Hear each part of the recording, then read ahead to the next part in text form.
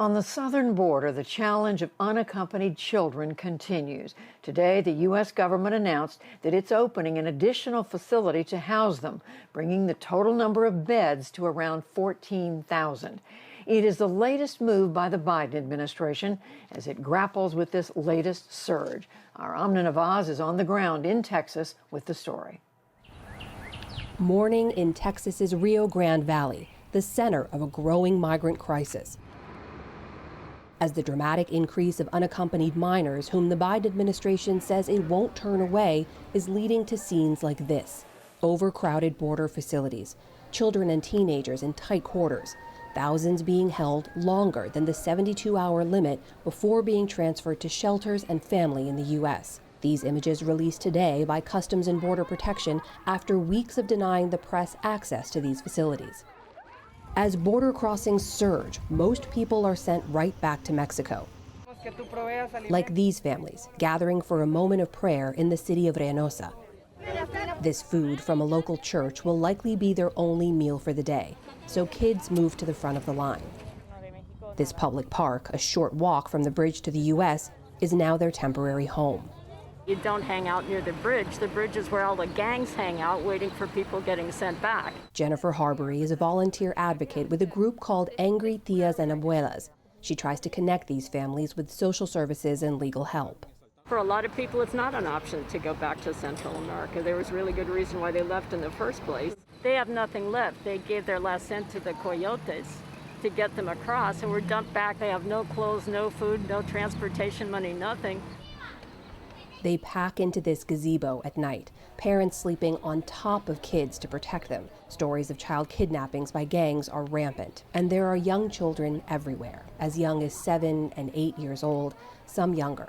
Many of their parents are surprised, they say, to find themselves among the tens of thousands expelled every month by U.S. officials after trying to cross the border, under a Trump-era pandemic rule kept in place by President Biden.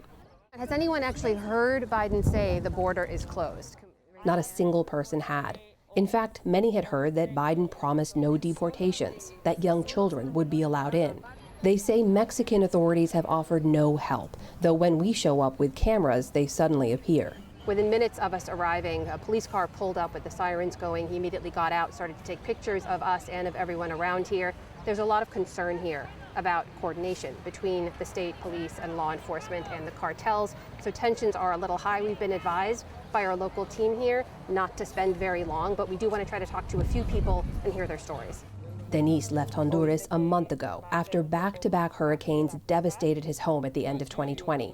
He brought his 5-year-old son, Denise Jr., with him. He doesn't want to be identified for fear of the gangs. Ada Rosa fled Honduras with her 14-year-old son, Axel, after his older brother was killed in front of them.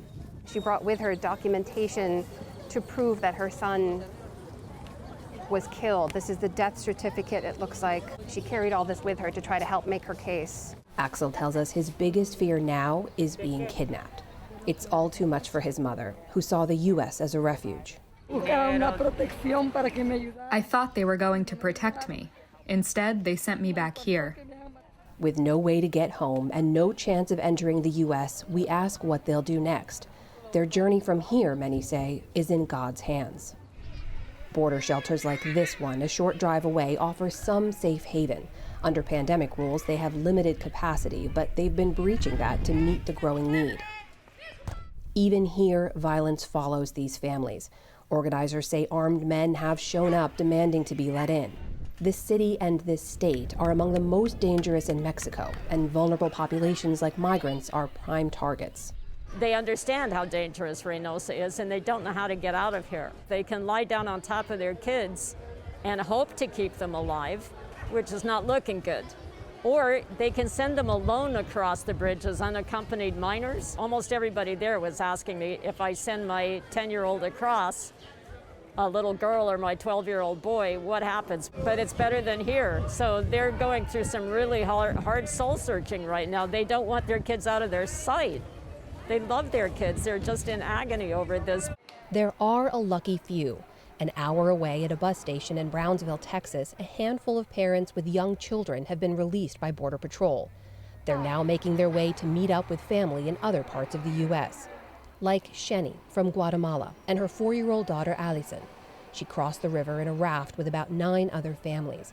They spent 4 days in Border Patrol custody before being released. They took our picture and our fingerprints. They didn't tell us anything at all. We thought they were going to send us back because a young woman who was traveling with us had an 8-year-old child, and they sent them back. Her documents cite only a, quote, lack of space as her reason for release.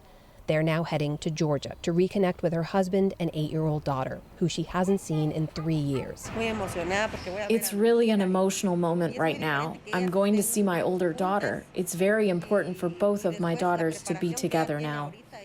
Sheni is one of the fortunate ones, but among most of the families and lawyers we talk to, the rules remain unclear about who's being turned back to Mexico and who is being allowed to stay.